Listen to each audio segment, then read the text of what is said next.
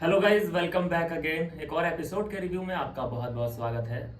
दोस्तों, फाइनली हम इतने एडवांस हो चुके हैं कि अब साला नाम की कोई गाली नहीं होती। अगर आपको कोई साला बोल रहा है तो आपको बुरा नहीं मानना है, क्योंकि अब साला कोई गाली नहीं होती। तो यहाँ पे चुमदारान, करणवीर मेहरा, इन लोगों ने इस चीज को नॉर्मलाइज कर दिया है और उसमें हाँ में हाँ मिलाई है। श्रुतिका ने भी, नायरा ने भी, हेमा ने भी। मैं खैर इनकी तो गिनती नहीं करता, ये तो वो है, बैगन है बैगन। इनका खुद का कुछ भी स्टैंड नहीं है। जो इनको पट्टी पढ़ा देता है, हाँ तुम भी ठीक कह रहे हो, अविनाश बोलेगा हाँ तुम भी ठीक कह रहे हो, वो अंग्रेज उधर बोलेगा कुछ भी तो हाँ वो भी तुम भी ठीक कह रहे हो। ये वाला सीन है। इनको गिनती में अब गिनना बंद करो। लेकिन मैं ये देख के सरप्राइज हूं कि साला नाम की अब गाली नहीं है। अगर साला नाम की गाली नहीं है तो जैसे तुमने अविनाश को साला ए साला करके बोला, प्लीज मैडम चुमदरान, उसको भी बोलो ना, करण को प्यार से बोलो ना, साला मेरे लिए खाना लेके आना, साला तू इधर आना, ऐसा करके बोलो ना। करण को भी मजा आएगा। गाली थोड़ी है ये। ना ही करण गाली मानता है इसको, ना ही तुम गाली मानती हो। हैं? अपने भाई बहनों को भी बोलो ना ऐसे, साला नहीं बोल सकते। पता है तुम्हें भी कि तुम क्या यहाँ पे प्रेजेंट करने की कोशिश कर रहे हो। और सबसे बड़ी बात दोस्तों, मैं आपको बताऊं कि ये करणवीर मेहरा 140 करोड़ देशवासियों को, चलो 140 तो नहीं, कम से कम पूरे भारत में 20-30 करोड़ लोग तो होंगे जो फॉलो करते हैं बिग बॉस को, उन्हें बेवकूफ बनाने की कोशिश की जा रही है। मतलब साला कोई गाली ही नहीं होती। हैरान है भाई। ये वाकई बहुत तेज है दिमाग से। अब आया ना सामने, ये अविनाश ने निकाला है जो इसका ये वर्स्ट पार्ट था। ये अभी तक सीन में आ ही नहीं रहा था। अभी तक तो मुझे ये अच्छा खासा लग रहा था, इसकी पर्सनैलिटी अच्छी लग रही थी। लेकिन ये अविनाश ने ही लात मार मार के इनका निकाला है अंदर का जो विलेन है। यहाँ विलेन तो वो अपने आप को बोल रहा है, लेकिन विलेन मुझे ये दो लोग दिखाई दे रहे हैं जो घर के अंदर हैं, 2-3 हैं। खैर, थोड़ा सा शुरू से शुरू करते हैं। सब ने हाथ उठा दिया, थोड़े बहुत कंफ्यूज भी दिखे लोग। वो हमेशा कंफ्यूज ही रहने वाले हैं। उनका कोई गेम में इन्वॉल्वमेंट इतना है नहीं। इधर की सुनेंगे तो इधर ठीक, उधर की सुनेंगे तो उधर ठीक। उनका खुद का कोई स्टैंड नहीं होता। तो खैर, सब ने बोला। फिर बिग बॉस की तरफ से भी आदेश आ गया कि ठीक है भाई, तुम निकल आओ बाहर, और निकाल दिया गया। कुछ लोगों ने आंसू बहाए, कुछ लोगों ने नहीं बहाए। लेकिन जो एक होता है ना कि भाई तू जा रहा है तो मुझे बड़ी यार दुख हो रहा है, वो कौन दिखा हमें? विवेन दिखाई दिया। ये घड़ियाली आंसू और झूठी सांत्वना। ऐसे लोग बड़े बुरे होते हैं, बहुत ही ज्यादा। उससे अच्छा तो जो कट्टर दुश्मन है ना, वो अच्छा होता है। और जब एंट्री होती है तो जो मुंह देखने का था ना, करण का मुंह उतर गया था। वो हक पका गया था। पैर, उसके पैरों में जान नहीं रही कि अब क्या होगा। हाय, ये कैसे आ गया? अब तो ये हीरो बन गया। जो री एंट्री होती है जिसकी भी, वो हीरो बनता ही बनता है। फिर इसको समझना है कि अब मैं क्या करूं, अब मैं क्या बोलूं। अच्छा, ये घर वाले इतने चालाक हैं, इतने चालाक हैं कि उसने साला बोला, वो जस्टिफाई हो गया, वो बिल्कुल करेक्ट है, ठीक है। फिर उसने बहन का नाम ले दिया। उसने सबसे पहले गाली दी, उसके बाद उसने उसके बालों का मजाक उड़ाया। फिर तीसरे टर्म में उसने ये बोल दिया कि यार मेरे बाल चाहे कैसे भी, अपने बहन से शादी करवाएगा क्या? बता, करवाएगा? तो बहन को इन्वॉल्व नहीं करना था। गालियां भी सुन ली उसने, तुम्हारी बहन की भी उसने अपनी सुन लिया। इतना भाई क्यों सुन रहा है वो, मुझे तो ये समझ नहीं आ रहा। कोई और होता तो भाई शो हो गया भाड़ में, बहुत तगड़ा केस हो जाता। लेकिन अविनाश है जो कि हो गया, चलो नहीं, वहां पे कॉन्ट्रैक्ट साइन कर रखा होगा उसने कुछ ना कुछ। लेकिन ये कितना रॉन्ग है कि तुम घर वालों को इन्वॉल्व कर रहे हो, बाप को नहीं कर रहे हो, माँ को नहीं कर रहे हो, बहन को कर रहे हो यार। She she she she she. तो यहाँ पे मुझे तो थोड़ी सी नफरत सी हो गई है यार। करण को लड़ना है तो तथ्यों पे लड़ो भाई। तुम्हारे विचार हैं, तुम्हारा माइंडसेट है, उस चीज पे लड़ो ना। ये घर वालों को इन्वॉल्वमेंट क्यों हो रहा है? लेकिन फिर भी उसने अपने आप को सही ठहरा दिया उस चीज में भी भाई साहब। जब ये बात उसने विपिन से बोली, अविनाश ने, कि देखो मेरी बहन के बारे में उसने ये बोला है, और उधर जाके जब पूछा उसने तो बोला, हाँ मैंने पता है कैसे बोला था? मैंने ऐसे बोला था कि यार देख मेरे बाल कैसे भी हैं, लेकिन यार इसका मतलब ये थोड़ी है कि मैं तेरी बहन से थोड़ी ना शादी कर रहा हूँ। मैंने इस वे में बोला था यार। अब बता इसमें मैंने क्या गलती कर दी? मैं तो बड़ा इनोसेंट हूँ, मासूम हूँ। ये देख मेरी शक्ल। ये एक्टर भी है ना वो साथ में। बहन का नाम आया ही क्यों जुबान पे? तुम्हें सामने वाले से दिक्कत है तो सामने वाले को धक्का दो, उसको चोट पहुंचाओ, उसको हार्म पहुंचा दो, उसकी बॉडी शेमिंग कर दो। लेकिन जो घर पे बैठे हैं उसके मम्मी पापा, उनको तो इन्वॉल्व नहीं करना था ना। लेकिन मैं जानता हूं कि जो करण के फैन होंगे, जो चुम दरांग के फैन होंगे, जो बिविन के फैन होंगे, वो इन सब चीज़ों से रिलेट नहीं कर पाएंगे। वो कहेंगे अरे बहुत बढ़िया हुआ, करण ने मम्मी पापा को लपेटा, उसकी बहन को लपेटा, ये है हमारा असली हीरो। चुम दरांग तो हमारी हिमाचल की शेरनी है। लड़के को देखा कैसे कर दिया, अविनाश को घुटनों पे लाके रख दिया। और ये लोग ये नहीं समझ पाए हैं कि वो बंदा था जब सब लोग ट्रॉफी मांग रहे थे अंदर, तब उसी बंदे ने सबके लिए खाना मांगा था, सबके लिए खाना मांगा और चुम के लिए स्पेशल केक मांगा था। और चुम दरांग भी आई थी बात करने के लिए, यहाँ अविनाश से बात करने के लिए चुम दरांग भी आई थी। फिर यहाँ पे कह रही है कि मैंने नहीं बोला कि मैं सेफ फील नहीं करती हूँ, मैंने नहीं बोला, वो तो रजत ने अपनी तरफ से ऐड ऑन करके बोल दिया। तो जब वो ऐड कर रहा था मैडम, तो आप भी तो वहीं थी, आप भी तो ये बोल सकती थी कि रजत प्लीज मैंने ऐसा नहीं बोला है। जब तक वो गया भाई तुम्हारी वो, जब तक तुम्हें रियलाइज होता वो बंदा बाहर जा चुका था। खुदा ना खास्ता अगर वो बाहर चला ही जाता, उसको नहीं बुलाया जाता, तो क्या रियलाइज कर पाती तुम्हारी एक मिस्टेक की वजह से। तो ये सब गेम है, ढकोसलेबाजी है कि हाँ यार मैंने तो ऐसा नहीं बोला था। ये लोग का सीन यही है कि ये बहुत स्ट्रांग प्लेयर बन चुका है अविनाश, अब इसको कैसे टैकल किया जाए, इसको कमजोर कैसे किया जाए। अभी एक मौका आया था एलिमिनेशन का, तो सब लोग सोच रहे थे कि भाई ये स्ट्रांग प्लेयर है, इसको निकालो बाहर। ये वाला सीन बन गया इनका। लूजर्स का यही होता है भाई। भेड़ियों का क्या होता है, शेर का शिकार कर नहीं सकते भेड़िए, वो क्या करते हैं झुंड बनाते हैं, पहले 20-30 का झुंड बनाते हैं और फिर जाके शेर का शिकार तो कर नहीं सकते, लेकिन जो शेर शिकार किया हुआ होता है, किसी हिरन को शिकार को वो खा रहा होता है, उस पर कब्जा कर लेते हैं। तो वैसा ही हुआ, शेर वहां पे अपना शिकार है ही, उसके पास इतना राशन है, उसको आराम से वो एंजॉय कर रहा है। सब लोगों ने बाहर भीड़ लगाई और उसको कन्वेंस कर लिया कि भाई खाना दे दो, नहीं तो बहुत हिसाब खराब हो सकता है। अच्छा, ईगो अगर इनका इतना बड़ा है, अविनाश के ईगो पे बात हमेशा, अविनाश का ईगो करे वो तो एरोगेंट है, उसका तो ईगो है, वो राशन क्यों देगा। बार बार करण ये इल्जाम लगा रहा है, भाई माइंड से खेल रहा है ये बंदा। जैसे तुम्हारा ईगो वैसे ही उसका ईगो, उसने तो जब भी तुम्हारे लिए राशन मांग लिया था, लेकिन तुमने मांगा। और फिर यहाँ पे उसके ईगो की बात ज्यादा हो रही है कि उसमें तो बहुत ईगो है। अगर तुम्हें अगर राशन चाहिए, तुम्हें खाना खाना है, तो जाओ उससे सॉरी बोलो। और जो कि तुमने गलती भी की है, ऐसा नहीं है कि बिना फालतू में उसकी खुजली हुई है कहीं पे, नहीं, तुमने वाकई गलती की है, उसकी बहन को ऐड ऑन किया है। मुझे बार बार उसकी बहन बोलना पड़ रहा है, मुझे खुद कितना गंदा लग रहा है बताइए। फैमिली को इन्वॉल्व नहीं करना चाहिए था, बहुत बड़ी मिस्टेक की है उसने, करण ने। और फिर वो भाई मैनिपुलेटिव आदमी इतना बन चुका है कि फिर भी वो सभी घर वालों के सामने बहुत आसानी से बोल दे रहा है कि भाई उसमें तो एरोगेंट है, उसके पास खाना है, लेकिन वो तुम्हें नहीं दे रहा। और जबकि खुद कन्फेशन रूम में गया था, ट्रॉफी मांग रहा था, खाना खुद ने नहीं मांगा किसी के लिए। इनको अपना मतलब आईना देखने की जरूरत है कि हम क्या थे बाहर और यहाँ पे हम क्या हैं।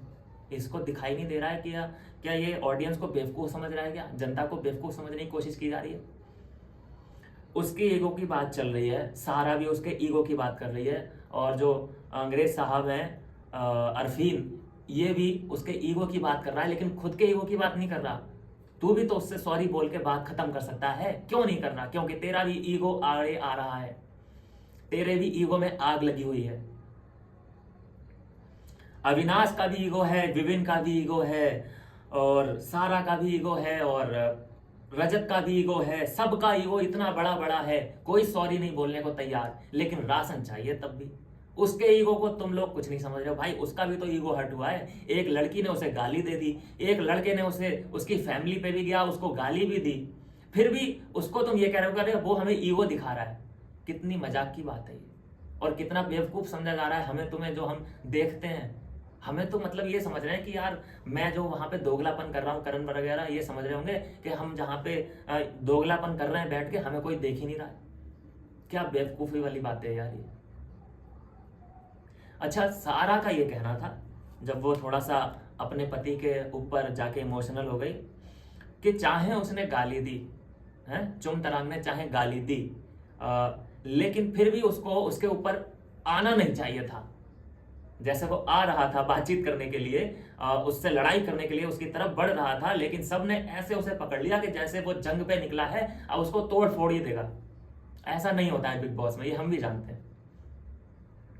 लड़कों के साथ तो फिजिकल फाइट हमने देखी है, लेकिन लड़कियों के मामले में मैंने ये देखा है कि लड़का हमेशा पिटता है लड़की से। मैंने देखा है पैन वैन मारे गए हैं लड़कों के ऊपर, लेकिन लड़के लोग सहन कर लेते हैं, लड़की पे हाथ नहीं उठाते बिग बॉस में।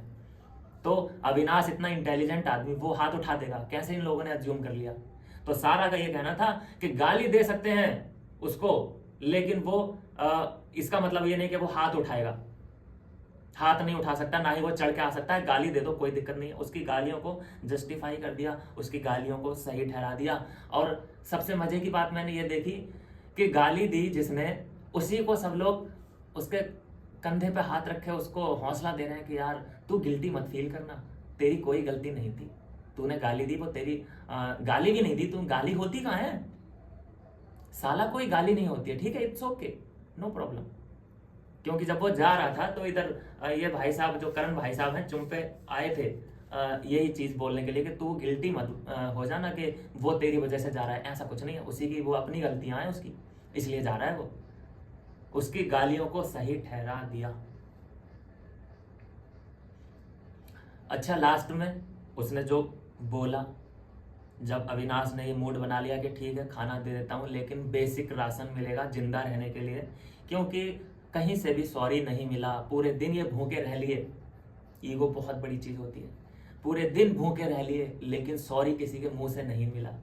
नहीं तो हमने देखा है ज्यादातर जितने भी पिछले सीजन हुए हैं, लोग सॉरी बोलने में बिल्कुल भी हिचकिचाते नहीं है, लेकिन इस सीजन में हम देख रहे हैं कि सॉरी बोलने में जान निकल रही है लोगों की, जिसकी वजह से आखिर में उसे राशन देना पड़ा। इंसानियत है उसके अंदर भाई, जिंदा क्या करे। लड़कियां भी हैं उसमें शामिल जिनको वो ऐसे हर्ट नहीं कर सकता, लेकिन लड़कियां वो किसी काम की नहीं है, उनका खुद का कोई स्टैंड नहीं है। खुद का अगर तुम्हारा चाहे चुम है, चाहे श्रुतिका है, चाहे नायरा है, अगर इनका खुद का स्टैंड है कि भाई हमें अविनाश तू गलत लग रहा है, तो एक ही स्टैंड पर रहो ना। लेकिन जब अविनाश तुमसे बात करता है तो तुम्हें अविनाश की बातें अच्छी लगती हैं, और जब तुमसे रजत बात करता है या विपिन बात करता है तो तुम्हें उसकी बातें अच्छी लगती हैं। तो इसका मतलब यह हुआ कि तुम्हारा खुद का कुछ भी ब्रेन है नहीं, खाली खोपड़ी है। संभाल के रखो उसको, हेलमेट पहना के रखो खाली खोपड़ी को, इधर उधर ना गिर जाए। खैर, आज बॉडीगार्ड बहुत उछला पूरे एपिसोड में। बॉडीगार्ड इधर से उधर बंदर की तरह कि ला इसके कपड़े ब्लॉक करता हूँ, ला इसका सोफा सेट यहाँ पे लगाता हूँ, इसको परेशान करता हूँ, सब लोग इसके पास ही आके बैठेंगे, बातचीत करेंगे, इसको आराम नहीं करने देंगे। कहाँ तक सोच रख रहा है वो, परेशान करने की सीमा हद पार कर रखी है उसने भाई साहब। ये है, देखो अब आई गुंडागर्दी साथ में सामने, अब आया ना ये। मुझे अब एक पैटर्न दिखाई दे रहा है रजत दलाल का, जो कमजोरों पे इसने अपनी ताकत दिखाई है, कमजोरों पे, है ना। जो बाहर भी इसके जो कई केस हैं, पुजारियों को टॉर्चर किया था, और राह चलते को भी किसी को भी ठोक देना, ये सब जो समझ रहे हो, किसी भी अच्छे बंदे से इसका पाला पड़ा नहीं है, तब जाके इसके हौसले इतने बुलंद हैं, और 1 मिलियन पहुंच गया इधर भी और इधर भी। ये विपिन से पंगा क्यों नहीं लेता, ये अरफीन से पंगा क्यों नहीं लेता, ये शहजादा से पंगा क्यों नहीं लेता। जो सभी लोग एक बंदे के खिलाफ हैं, उसी के खिलाफ ये भी है, और इतना ज्यादा खुद को परेशान कर रहा है उसके चक्कर में कि उसके कपड़े उठा लिए, उसके कपड़ों को छुपाने की कोशिश कर रहा है। फिर जब अविनाश के सामने पड़ता है तो भाई तेरा मेरा कुछ नहीं है, तू बाहर आ जा, फिर मैं तेरे से बात कर लूंगा, अभी मैं तुझसे कुछ नहीं कर सकता। तो ये बहुत बड़ी दोगलाई वाली बातें चल रही हैं घर के अंदर, और धीरे धीरे करके इनके पत्ते सबके खुलने वाले हैं। कहीं ना कहीं ईशा बहुत ज़्यादा हर्ट होती हुई दिखी, बिल्कुल ऐसे समझ लीजिए कि उसने अपने आप को गिव अप कर दिया था कि भाई मैं चलने के लिए तैयार हूँ, मेरे लिए शो मायने रखता नहीं है। इतनी तक बात यहाँ तक आ चुकी थी। थोड़ा सा अगर और उसको पुश किया जाता, या फिर थोड़ा सा उसके अंदर ये डरना होता कि कॉन्ट्रैक्ट साइन कर रखा है कि अगर ऐसे तुम जाते हो कॉन्ट्रैक्ट की अवहेलना करके, तो तुम्हें 2-3 करोड़ रुपया देना पड़ेगा। ये सीन होता है, ये लिखवा लिया जाता है, इसलिए वो नहीं जा पाई उसके साथ। नहीं तो वो दरवाज़ा जैसे ही खुला था वो जाने के लिए रेडी थी, लेकिन 2-3 करोड़ बहुत बड़ी रकम होती है। तो ये फिर क्या होता, ये अंदर आती, फिर मुश्किल से ही गेम खेल पाती है, कहती कि भाई मुझे एलिमिनेट करो, मैं चलती हूँ यहाँ से, मेरा हो गया। लेकिन यहाँ से अविनाश की राहें बड़ी मुश्किल होती नजर आ रही हैं। अविनाश ने वाकई बहुत हिम्मत दिखाई है, जितना कि वो सब घर वालों को फेस कर रहा है। इस स्टेज पे अगर कोई और होता ना तो बिखर जाता, बिल्कुल पत्ते की तरह बिखर जाता, लेकिन वो है स्टैंड करके रखा है अपने आप को और हर जगह सही डिसीजन ले रहा है। कई लोग हैं जो कि उसकी तरफ सॉफ्ट कॉर्नर रखते हैं, लेकिन उनके सॉफ्ट कॉर्नर से उसे कोई लालच नहीं है, ना ही उसको कोई फायदा है। जिनके वो सॉफ्ट कॉर्नर होते हैं ना अविनाश की तरफ, वो उधर भी, उनकी तरफ भी सॉफ्ट कॉर्नर वो दिखाते हैं। उनको बोलते हैं थाली के बैंगन है, वो इधर के इधर उधर के उधर, वो वाला सीन। फिर सबसे बड़ी बात है कि जहाँ पे आना चाहिए ओपिनियन, शिल्पा जी का कोई ओपिनियन नहीं। शिल्पा जी बस एक माचिस की तिल्ली की तरह काम करती हुई नजर आ रही है। उधर बात करके आएंगी अविनाश से और जेल में जाएंगी, बातचीत करेंगी और इधर आकर रो देती हैं। और सबको लगता है कि अरे भाई बहुत अत्याचार हो रहा है, बताइए इनकी बेइज्जती हो रही है। ये भी तो सोचो कि तुम मीडिएटर को रख ही क्यों रहे हो? जो तुम्हें प्रॉब्लम है भाई वहां जाओ, डायरेक्ट उससे बात करो। जो तुम्हें आके खबरें सुना रहा है उसकी सुन क्यों रहे हो? वो तो अपनी तरफ से कुछ एडिट करके भी बता सकता है, कुछ ऐसा भी बता सकता है कि जो उसने ना बोला हो। क्या वो ज्यादा दूर है क्या? शिल्पा जी का एक सीन मुझे बड़ा अच्छा लगा। वो क्या कहती हैं कि अरे जो इसने गाली दी ना मुझे, इसने करण ने जो गाली दी ना, वो मैंने सुना ही नहीं, मैं थी नहीं वहां पे। ऐसा 3-4 लोगों ने बोल दिया है कि जो गाली दी उसने, विपिन ने भी यही बोला है। विपिन तो सरप्राइज रह गया कि अरे मैंने तो सुना ही नहीं। ऐसा समझ लीजिए कि वहां पे सभी लोग थे, उसके बाद भी 4-5 लोगों का ये कहना था कि हमने तो इस लड़ाई के बारे में सुना ही नहीं, हमने तो देखा ही नहीं, मैं तो वहां पे थी नहीं। ये वाला सीन सबसे ज्यादा, शिल्पा सबसे पहले इन चीजों में रहती है आगे कि मैं तो थी नहीं वहां पे। फिर शहजादा यही बोलता है मैं तो था ही नहीं वहां पे, मुझे तो कुछ पता ही नहीं। तो ये इसका मतलब ये होता है कि बस उस कीचड़ में से अपना पैर हटा लो और बिल्कुल सेफ किनारे पे खड़े रहो। ये वाला सीन है इन लोगों का।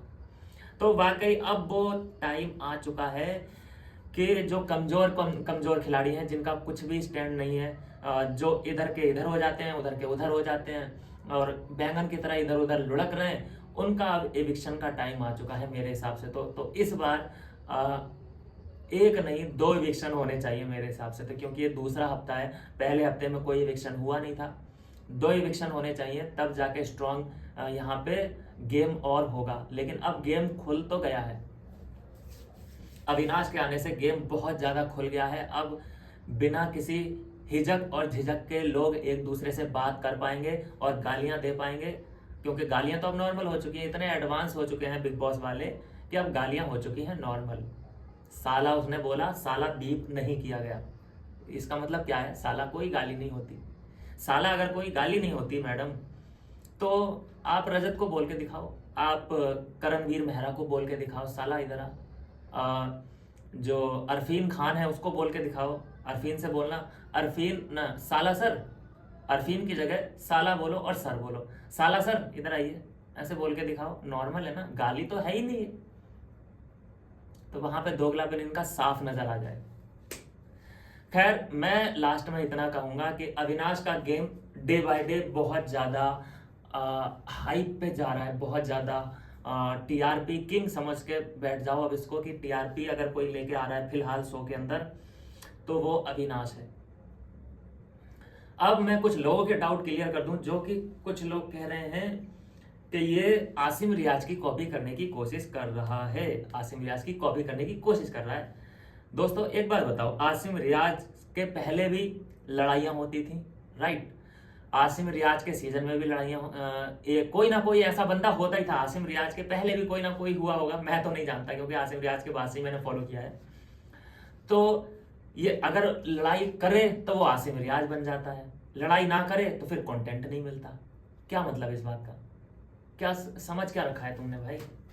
कोई अगर मोहब्बत करे, कोई प्यार करे, किसी का बॉन्ड स्ट्रांग हो जाए तो क्या बोलते हो तुम लोग? अरे स्क्रिप्टेड है, स्क्रिप्टेड। अरे प्यार करने का नाटक कर रही है।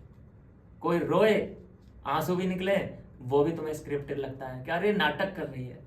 तुम पहचान कैसे लेते हो यार? तुम्हें तो डायरेक्टर होना चाहिए यार, जो इतना अच्छा ऑब्जर्वेशन है लोगों का, कौन ड्रामा कर रहा है कि कौन क्या कर रहा है।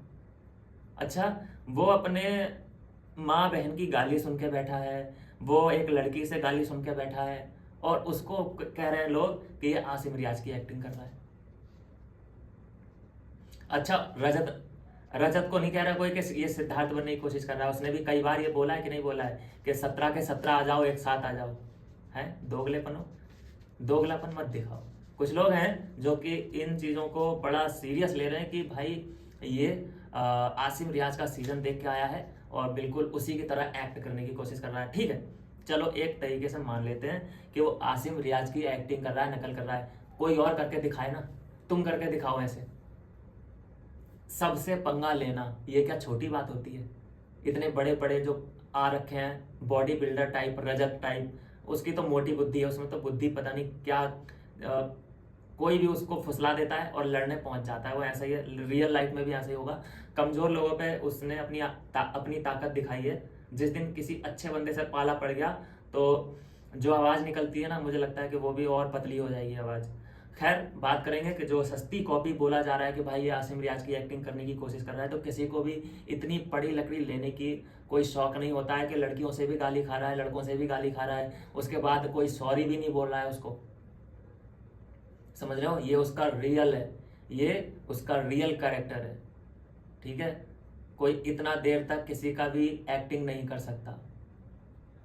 और वो जो भी कह रहा है डंके की चोट पे कह रहा है, लॉजिकल सब कुछ कह रहा है, लॉजिक होता है उसकी बात में। हाँ, एरोगेंस है, एटीट्यूड में बात करता है, जो भी बोलता है वो ऐसा लगता है जैसे ये कोई डायलॉग मार रहा हो, है ना? लगता है ना आपको भी? मुझे भी लगता है। लेकिन उसका मतलब ये है, क्या वो गलत बात कर रहा है? कोई गलत बात की उसने अपनी तरफ से पहले किसी को गाली दी? नहीं दी। लेकिन फिर भी आप, क्योंकि विभिन्न के फैन हैं, क्योंकि आप चुमदरांग के फैन हैं, तो आपको चुमदरांग के फैन को साला कोई गाली नहीं लगती। और विभिन्न के फैन तो भाई पहले से ट्रॉफी देके बैठे हैं उसको। मैं मानता हूँ इस बात को, मैं भी जानता हूँ कि विभिन्न बिग बॉस 18 का सीजन का विनर है। विभिन्न को ही ये लोग बनाने वाले हैं, मैं भी जानता हूँ, ये दुनिया जानती है। लेकिन वहां तक की जो जर्नी है उसको तो हमें एंजॉय करना ही है।